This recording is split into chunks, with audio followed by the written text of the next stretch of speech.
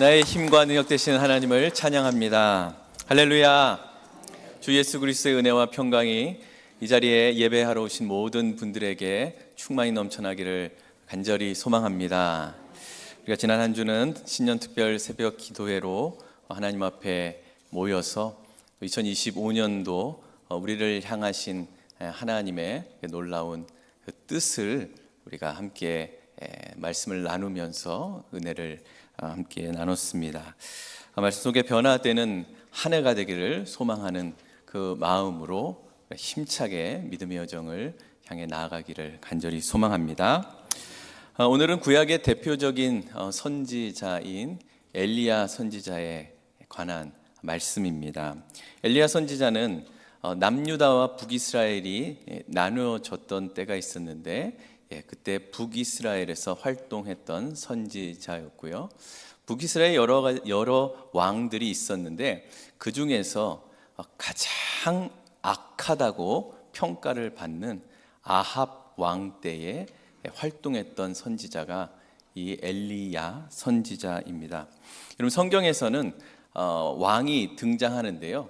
꼭 이 왕이 어떤 왕이었다라고 평가를 항상 합니다. 그럼 그 평가의 기준이 뭘까요?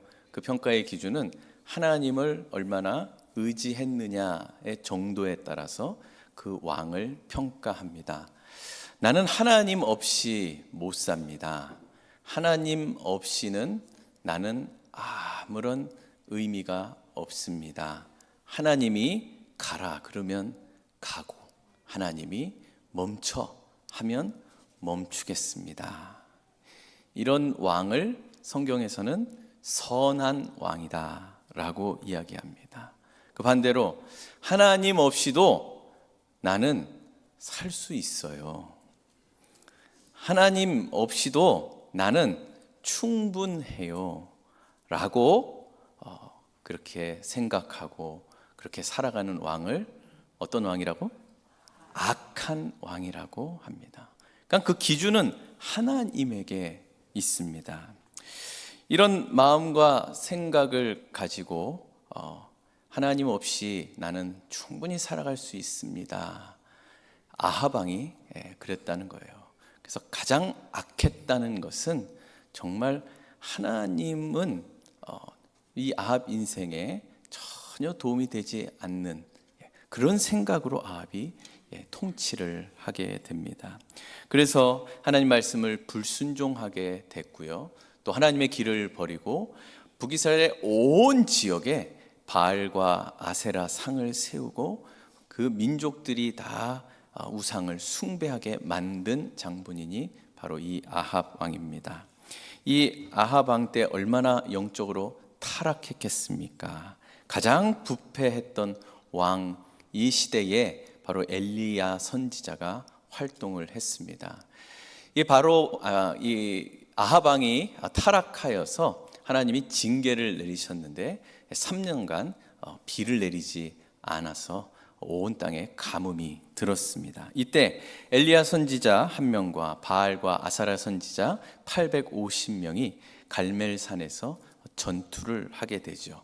어떤 싸움입니까? 누가 믿는 신이 참 신이냐 하는 싸움입니다. 그 대결에서 엘리야는 하나님께 기도를 했습니다. 기도하자 하나님이 하늘에서 뭐를 내렸죠?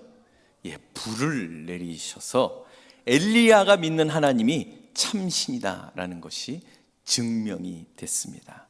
엘리야는 엄청난 승리를 경험합니다. 그 영적 승리의 정점을 맛보게 됐습니다. 그런데 그 이후에 아합 왕의 아내 이세벨이라는 사람이 엘리야를 죽이겠다라고 협박을 합니다.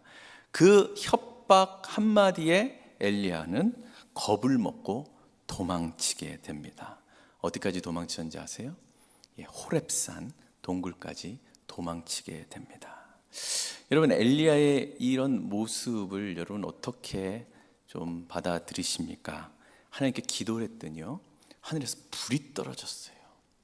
여러분 지금까지 기도했는데 불이 떨어진 경험 혹시 하신 적 있으세요? 네, 저 죽을 때까지 불이 떨어질지 안 떨어질지 잘 모르겠습니다.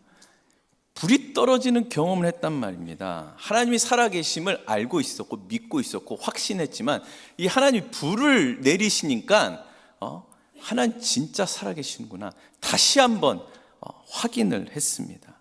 그런데 말 한마디에, 죽이겠다는 그 협박 한마디에 엘리야가 지금까지 믿었던, 그리고 엘리야가 지금 봤던, 엘리야가 지금까지 경험했던 그 하나님의 불이 마음속에서 순간적으로 사라져버리게 됩니다.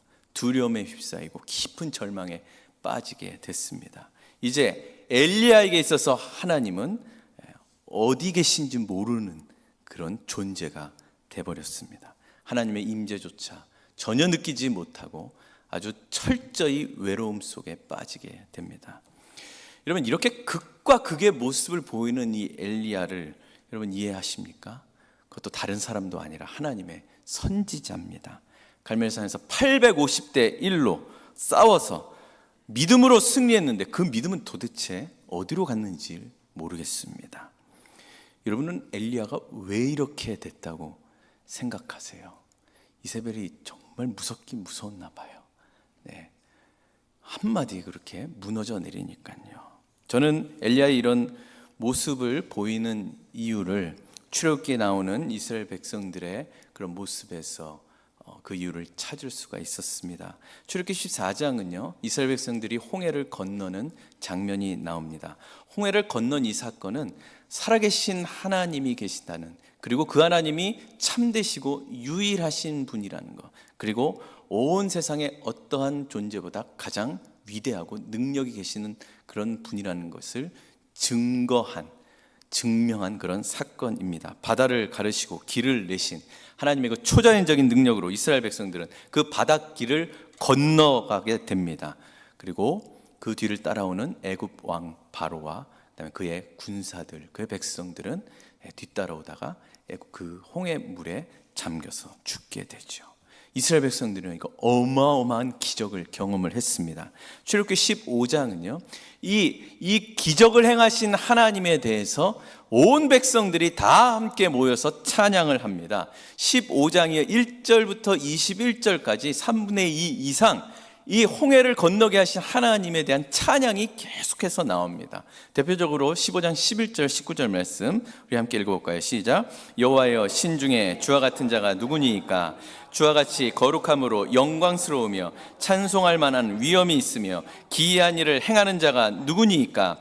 바로의 말과 병거와 마병이 함께 바다에 들어가매 여호와께서 바닷물을 그들 위에 되돌려 흐르게 하셨으나 이스라엘 자손은 바다 가운데 마른 땅으로 지나간지라. 아멘. 이스라엘 자손은 바다 가운데 마른 땅 걷는 것처럼 걸어갔다는 거예요.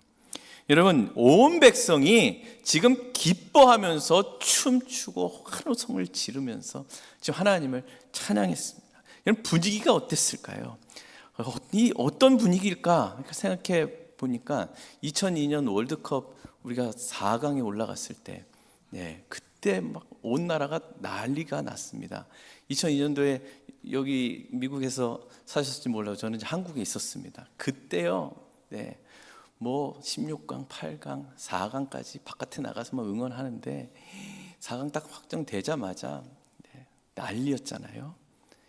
제가 어떻게 난리쳤는지는 말씀을 안 드리겠지만 정말, 근데 제가 생각해 볼 때 홍해를 건너고 나서 이 기쁨은 그거에 비교가 되지 않을 것 같아요. 정말 놀라운 기적을 맛봤습니다.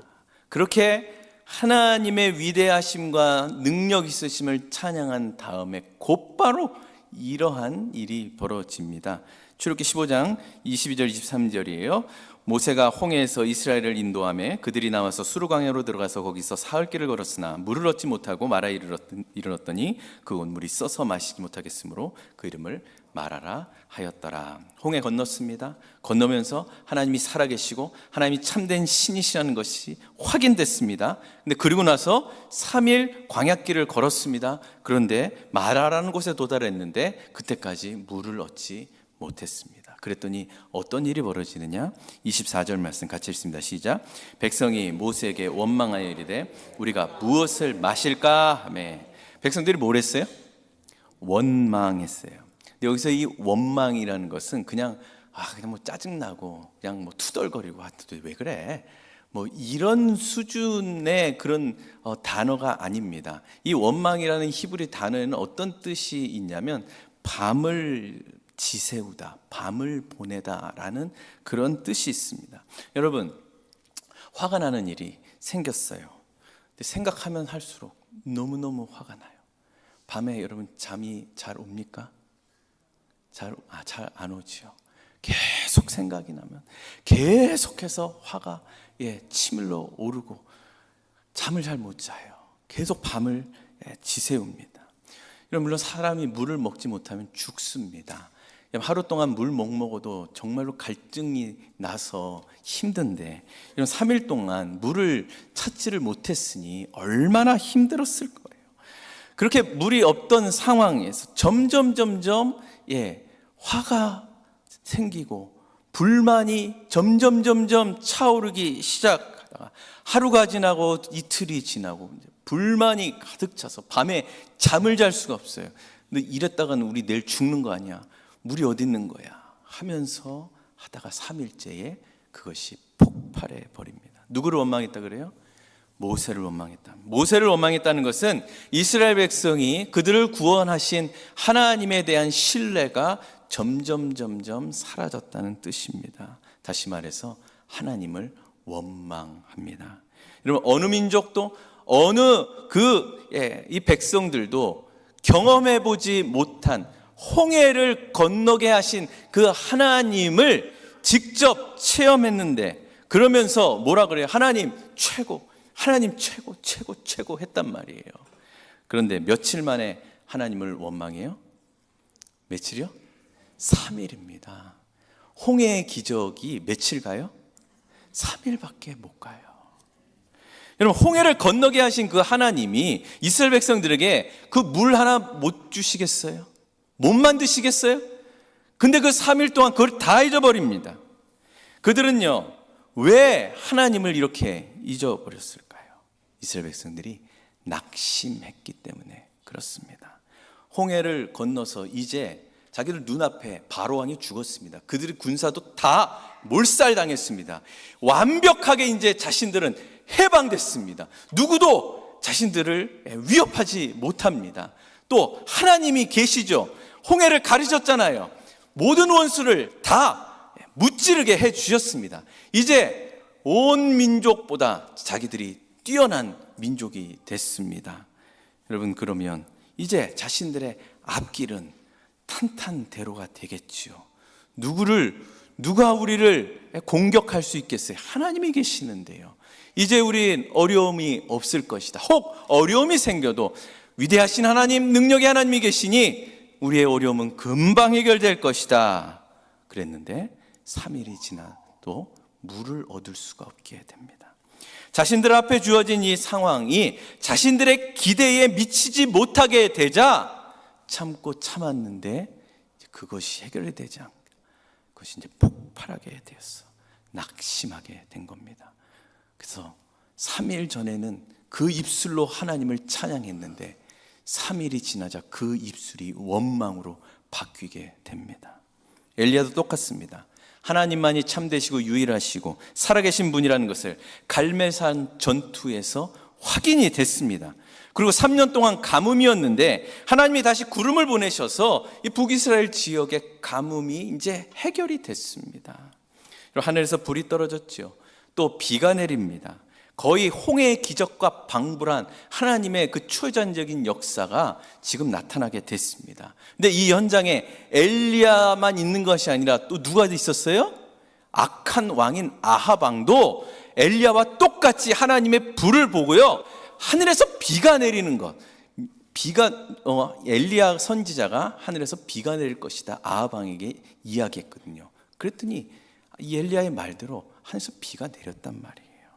아합 왕도 똑같이 하나님을 경험했습니다. 엘리야는 분명히 이런 생각을 했을 겁니다. 이 정도면 아하방도 지금까지 하나님 앞에 범죄했던 것을 회개하고 온 지역에 세웠던 그 바알과 아세라의 그 우상들을 다 회파하고 이제 여호와 앞에 제단을 쌓겠구나, 이 정도면 하겠지라고 생각했겠죠. 아하방과 이세벨은요, 자기들이 그렇게 신봉했던 이 바알과 아세라가 완전 껍데기라는 것을 하늘의 불을 통해서 분명히 깨달았을 겁니다.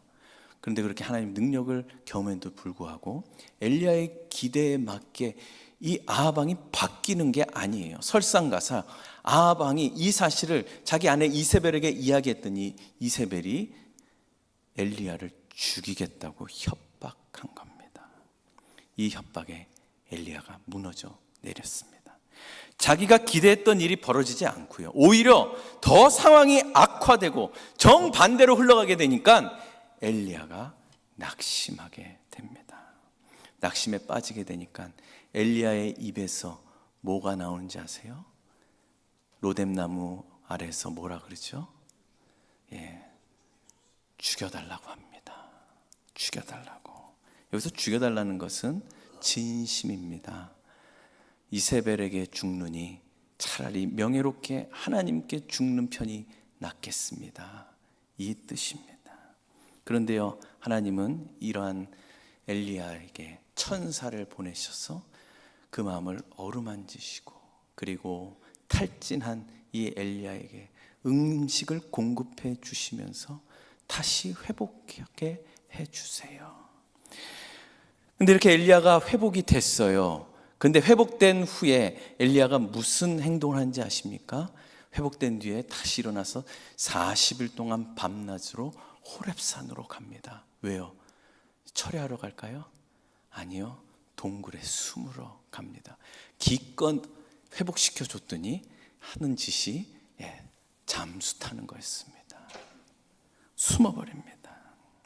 엘리야의 이런 행동을 보면 인간적으로 얼마나 낙심이 되면 저럴까라는 생각도 듭니다. 여러분, 자기가 그렇게 원하고 바랬던 일들이 기대대로 되지 않고 더 안 좋은 상황으로 빠질 때 우리는 낙심하게 됩니다. 아무리 능력 있는 엘리야 선지자라도 여러분 낙심하게 되자 이세벨의 그 말 한마디에 그 하나님이 주신 승리가 없던 일이 되어져 버립니다. 갈멜산에서 하나님만을 의지하고 850명을 상대했던 자신인데 자기 혼자 상대했는데 낙심하게 되자 뭐라 그러냐면 하나님을 따르는 모든 사람들 다 죽고 이제 나 혼자 남았습니다. 근데 이제 나도 죽이려고 합니다. 이렇게 바뀌어 버려요. 하나님의 능력과 보호를 완전히 잊어버리게 됩니다. 낙심에 빠지게 되자 하나님과의 그 친밀함이 그 단절되고요, 하나님의 일하심과 능력보다 자신이 처한 그 환경과 자신의 그 한계가 더 크게 보이게 됩니다. 낙심이 마음에 지배해버리니까 영적인 무기력에 빠지게 되고 나쁜 감정들이 내 앞에 놓인 현실을 왜곡시켜 버리게 되며 하나님께서 지금까지 인도하셨던 그 과거의 그 수많은 은혜들은 현재 문제에 완전히 압도당해서 하나님의 임재를 전혀 느끼지 못해 처절하게 외로움 속에 파묻힌 엘리야입니다. 여러분, 자기의 기대대로 하나님이 일하시지 않는 것에 대한 큰 실망감을 가지고 있어서 그렇게 내가 입술로 좋으신 하나님, 능력의 하나님, 은혜의 하나님, 자비의 하나님, 긍휼의 하나님, 사랑합니다, 최고입니다, 하나님 없이 못 살아요 했던 그 입술이 이제 섭섭해서 하나님 보기 싫습니다로 바뀌어 버렸어요. 여러분들 지금까지 이렇게 낙심한 경험들이 분명히 있으시죠? 낙심하지 않으면 너무나 좋겠지만 낙심하지 않는 인생을 살면 어떻게 하면 될까 가만히 생각해 봤더니 천국 가는 방법밖에 없더라고요.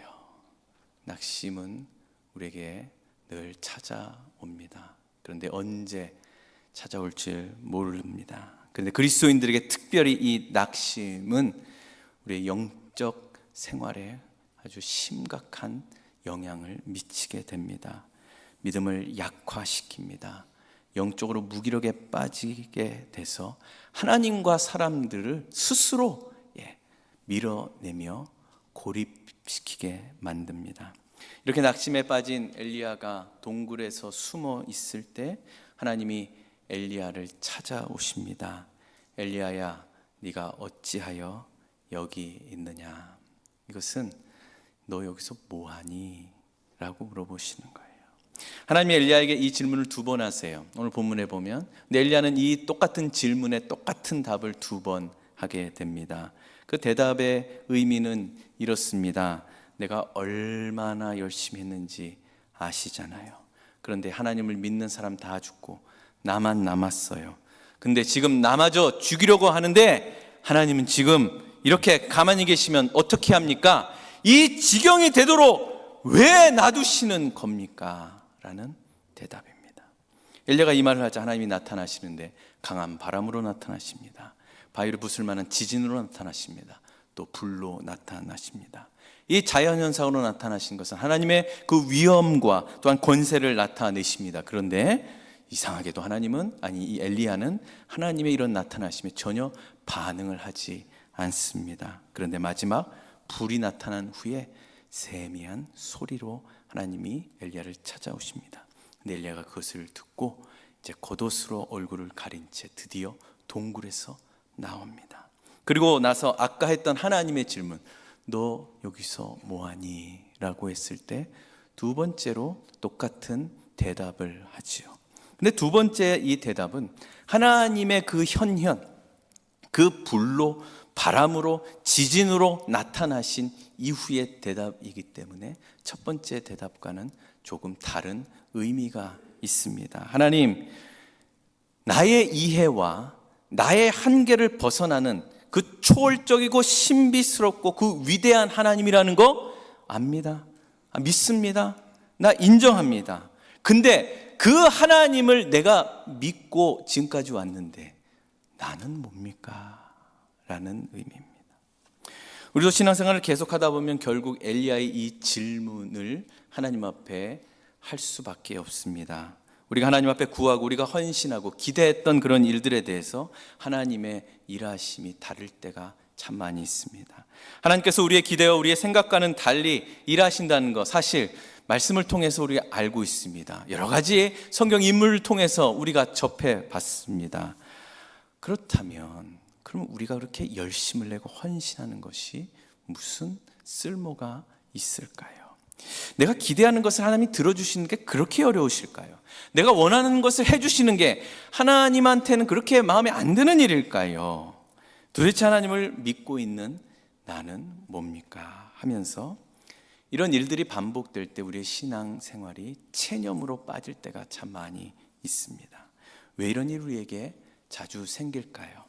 모든 종교에는 숭배하는 신과 인간과의 관계를 누가 정하느냐면 신이 정하지 않고 인간이 정할 때가 많습니다. 그래서 내가 그 신에게 치성을 바쳐서 인정을 받으면 그 신은 나에게 제대로 된 상응하는 그런 보상을 줘야 된다는 그런 종교적인 본능과 심리가 우리에게 있습니다. 그래서 우리나라는 이런 말이 있죠. 지성이면 감천이라. 지성이면 감천이라. 지극정성으로 내가 노력하면 감천, 하늘이 감동을 해서 나에게 보상한다. 이 말이 어쩌면 인간의 마음 깊숙한 곳에 자리 잡고 있어서 그리스도인 우리들도 이 말을 적용하면서 신앙생활을 할 때가 많이 있다는 겁니다. 지금 엘리야 선지자도 이런 거예요. 내가 만군의 여호와를 위하여 나의 열심이 특심입니다. 지성이에요. 그럼 뭐가 나와야 돼요? 감천이 나와야 되는데 나는 지성인데 하나님은 왜 감천이 아닙니까? 라는 거죠. 내 열심이 특심인데 하나님 앞에서 내가 진심을 바치고 하나님 마음에 들면 어느 정도 상응하는 보상을 줘야 되는 거 아닙니까? 하늘에서 불이 떨어지고 땅에 비를 내리게 하시도록 하나님을 위해 내가 열심을 일했는데 그렇다면 아하방이 그 기적을 바라보고 깨달아서 회개하면서 온 나라가 우상을 다 저버리고 하나님 앞에 돌아와야 되는 거 아닙니까? 그런데 아합은 마음은 변하지 않고 오히려 내가 그렇게 열심을 한 나를 죽이겠다고 협박하니 도대체 감천은 어디 있냐는 말입니까? 여러분, 성경이 알려주는 하나님은 결과를 주시는 분으로 하나님을 알려주지 않고 결과를 만들어 주시는 분으로 하나님을 우리에게 소개합니다. 이게 무슨 뜻이냐면, 하나님이 결과를 주시는 분으로 생각하는 사람들의 신앙의 그 무게 중심은 하나님에게 있지 않고 사람에게, 나에게 있는 경우가 많이 있습니다. 그래서 어쩔 때는 내가 하나님 마음에 들지 않으면 어떡하나, 내가 이렇게 해가지고 하나님 눈 밖에 나면 어떡하나, 그것이 신앙의 기준일 때가 많이 있는 거예요. 하나님은 우리가 생각하는 것처럼 하나님 자신의 마음에 드느냐, 하나님 자신의 마음에 들지 않느냐, 하나님이 기뻐하시는 일을 내가 하느냐, 그 일을 내가 하지 못하느냐로 하나님이 나를 평가하셔서 그 평가를 가지고 그래 너 잘했다 상 주고, 야 너는 아직 한참 모자라, 더해, 노력해, 옆에 있는 사람 봐, 이렇게 하니까 내가 당연히 주지, 야 너는 안 돼 라고 하나님이 결과를 주시는 분으로 우리에게 존재하지 않으세요. 하나님은 우리에게 목표하시는 결과가 있는데 그 결과를 이루시기 위해서 우리의 삶 속에, 우리의 인생 속에 기회를 주시고요, 과정을 주시고요, 단계를 밟게 하시면서 그런 시간을 주시는 하나님입니다. 우리가 허락된 그런 기회나 과정이나 그런 단계를 거치게 하시는데, 하나님이 그냥 바깥에서 지켜보시는 것이 아니라 하나님 직접 우리 안에 들어오셔서 우리와 함께 하시면서 하나님이 목표하시는 그 결과를 위해 우리와 함께 달려가고 뛰어가고 계시며 그 목표하신 결과를 함께 만들어 가시는 분으로 말씀에서 하나님을 우리에게 알려주시는 겁니다. 이런 것을 두고 하나님을 인격적인 하나님이라고 이야기합니다. 엘리야는 어느 순간 하나님을 결과를 만들어주시는 하나님으로만 여겼고 자신의 열심이 특심인 모든 일에 대해서 아무런 보상을 해주시지 않자 낙심하게 된 겁니다. 그런데 이런 엘리야에게 하나님은 인격적으로 찾아가 주십니다. 숨어있는 동굴까지 오셔서 세미한 음성으로 엘리야를 부르시는 거예요. 나와 함께 결과를 만들어 가자. 나와 함께 여행하자. 하나님께서 우리들의 인생을 살게 하시는데요, 하나님 우리에게 주신 그 믿음을 주신 것은 어떤 방법과 어떤 능력을 다 동원해서 필요한 것에 하나님을 갖다 쓰라고 믿음을 우리에게 주신 것이 아닙니다. 여러분, 우리에게 있는 믿음은 이 믿음을 가지고 나에게 허락된 그 모든 환경 속에, 여러분, 하나님 그 나의 현실을 형통하게 만드는 데만 하나님을 부르는 것이 아니라 여러분들의 고민, 여러분들의 갈등, 여러분들의 걱정, 여러분들이 당한 어떤 황당함, 어떤 억울함, 그 모든 분노에 하나님과 함께 하시기 위해 하나님이 우리에게 믿음을 주신 것입니다. 그렇게 하루하루 하나님과 여행을 다니라고. 그 하루가 한 달이 되겠죠. 그 한 달이 1년이 되겠죠. 그 1년이 10년이 되겠죠. 그 10년, 그 모든 시간과 그 과정 속에서 우리는 나와 동행하시는 하나님이 누구인지를 배우게 됩니다. 내 현실이 좋아도 내 현실이 나빠도 하나님께서 함께 하시기 때문에 어느 순간 하나님이 나를 다듬고 계시고 빚어가고 계시고 그 하나님을 깊이 경험하는 시간이 되는 것이죠. 그러면 우리는 결과를 받는 그런 존재가 아니라 하나님이 나의 결과가 되는 그런 인생이 되는 것입니다. 하나님이 우리의 최고의 결과가 되십니다. 사랑하는 여러분, 2025년도 우리는 정말 열심히 우리의 신앙 현실을 살아낼 겁니다. 하나님 여러분들의 시간 속에서, 그 현장 속에서 함께 하시려고 합니다. 어떨 때는 낙심된 일 때문에 정말로 동굴로 숨어서 잠수를 타도 하나님은 세미한 음성으로 찾아오셔서 여러분들의 손을 잡고 나와 함께 내가 원하는 결과를 만들러 가자, 나와 함께 헤쳐나가자 라고 말씀하실 겁니다. 여러분, 우리 여정 속에 하나님을 모든 순간에 다 초대하십시오. 기쁜 순간, 슬픈 순간, 답답하고 억울한 그런 순간에도 하나님과 동행하는 그 걸음 속에 하나님이 우리들에게 원하시는 그 결과를 함께 만들어가는 그런 걸음이 될 줄 믿습니다.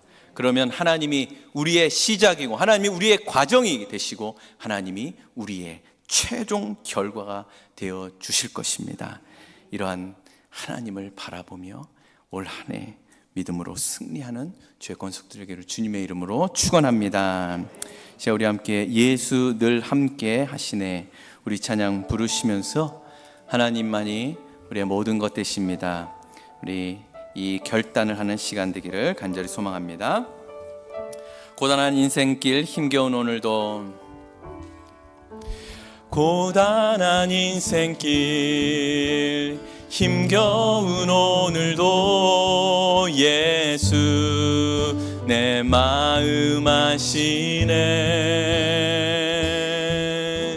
지나간 아픔도 마주할 세상도 예수 내 마음. 우리 다시 한번 고단한 인생길 힘겨운 오늘도, 고단한 인생길 힘겨운 오늘도 예수 내 마음 아시네. 지나간 아픔도 마주할 세상도 예수 내 마음 아시. 믿음의 눈 들어 주를 보리, 믿음의 눈 들어 주를 보리. 이 또한 지나가리라. 주어진 내 삶의 시간 속에 주의 뜻 알게 하루를 살아도 기쁨으로 가리. 하루를 살아도 기쁨으로 가리. 예수 늘 함께 하시네. 후회도 염려도 온전히 맡기리. 예수 늘 함께 하시. 믿음의 눈 들어, 믿음의 눈 주를 보리, 주를 보리. 이 또한 지나가리라. 주어진 내 삶의 시간 속에 주의 뜻 우리 목소리 높여 믿음의 눈 들어, 믿음의 눈 들어 주를 보리.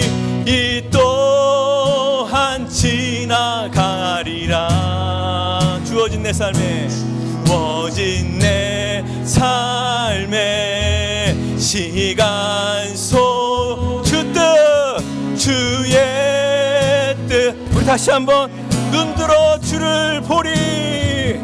믿음의 눈 들어 주를 보리. 이 또한 지나가리라. 주어진 내 삶의 시간 속에 주의 뜻 알게 이 시간 우리 함께 통성으로 기도하기를 원합니다. 여러분, 하나님이 함께 하시는 이 증거는 우리가 확실히 믿고 있는데, 우리의 주어진 그 상황 속에서 예전에 나에게 임하셨던 그 은혜의 하나님, 그 능력의 하나님, 그 승리의 하나님이 왜 내가 보이는 현실 속에 보이지 않을 때가 많이 있었습니까? 낙심된 나의 영혼, 주여 다시 한번 주님을 바라보며 나아가오니 세미한 음성으로 찾아오셔서 인격적으로 나를 대하시고 내 마음을 어루만져 주시오며 나를 다시 회복시켜서 나와 함께 가자, 나와 함께 헤쳐나가자, 내가 너의 결과를 만들어 줄 테니 나만 믿고 따라오너라. 주를 바라보며 나아가는 2025년 되게 해 주시옵소서. 주님께 받은 은혜 감사하며 주님 앞에 기도하며 나가도록 하겠습니다. 주님 아버지 하나님, 2025년도 우리에게 허락된 이 귀한 시간 속에 하나님이 함께 하시기를 원한 하나님 그 마음을 우리가 함께 품기를 간절히 원합니다. 하나님, 고단한 인생길 하루하루 살아갈 때 하나님 우리가 부담되고 하나님 아버지여 언제 무엇을 아버지 어떻게 해야 될지를 모르는 그런 시간 속에서도 하나님 여전히 주님은 나와 함께 하시고 나와 함께 하시기를 원하며 주여 나와 동행하시는 그 주님을 바라보며 나아갑니다. 하나님 아버지, 주어진 삶 속에 하나님 나의 아버님 마음이 낙심되는 모든 일들도 하나님 아버지여 주님께서 하나님 결과를 만들어내시는 하나님 도구로 사용될 줄 믿사오니 주여 2025년도 우리의 마음을 지키게 하여 주시옵소서. 하나님 눈을 들어 주를 보게 하여 주시옵고 모든 삶의 시간 속에서 하나님의 뜻이 있음을 발견하게 하여 주시오며 하나님 온전히 모든 것을 다 맡기는 하나님의 백성 될 수 있도록 주여 도와주셔서 하나님 아버지 우리의 입술이 하나님을 찬양하고 하나님께 영광 돌리는 은혜의 입술로 살아가도록 도와주시옵소서. 우리의 마음의 상처와 하나님 아버지의 염려와 하나님 아버지의 불안과 분노로 인하여서 우리의 마음이 상할 때 주여 아버지는 그때에도 주님이 나와 함께 하심을 믿게 하여 주셔서 말씀과 기도로 하나님 회복되는 은혜가 있게 하여 주시옵고 하나님 아버지, 우리는 하나님 아버지 한참도 볼 수 없는 하나님 우두한 자이지만 내 안에 계신 성령 하나님 지혜를 주셔서 하나님의 뜻을 하나님 찾게 하시고 발견하게 하시고 붙들게 하여 주셔서 날마다 표대를 향하여 하나님 다름질하는 주의 거룩한 군사 되게 하여 주시옵소서. 하나님 아버지 감사합니다. 두려워 말라, 내가 너와 함께 함이니라. 놀라지 말라, 나는 내 하나님이 됨이니라. 하나님, 이 말씀을 우리가 붙들고 살아갑니다. 그러나 때로는 내가 기대한 것, 하나님 내가 바라는 것, 하나님 그것이 내 눈앞에 보이지 않을 때 우리가 얼마나 낙심하며 지금까지 그렇게 열심과 특심을 냈는데도 왜 하나님은 내가 원하는 것을 허락하지 않으셨는가 하나님께 원망했던 우리 지난 날이 있습니다. 오늘 엘리야의 모습을 통하여 우리의 모습을 다시 하나님 보게 하여 주시오니 2025년도에는 하나님 우리의 마음을 지킬 수 있도록 생명의 말씀을 채우게 하여 주시옵소서. 날마다 인격적으로 우리를 대하시는 하나님 앞에 하나님 우리가 기계적으로 하나님 앞에 나가지 않게 하여 주시옵고, 오 하나님, 이미 우리의 인생은 하나님 손에 붙들린 바 되어 있사오니 하나님 눈을 들어 주를 바라보게 하시고 어려울 때마다 주의 약속을 생각하게 하여 주시옵고, 하나님 아버지여 주님의 하나님 그 권속으로서 하나님의 뜻을 찾고 구하며 하나님 눈물로 기도할 때마다 우리의 마음을 어루만져 주시는 그 주님의 따뜻한 손길을 경험하며 다시 일어나 승리를 경험하는 우리 모두 되게 하여 주시옵소서. 예수님의 이름으로 기도드리옵나이다. 아멘. 다시 일어나셔서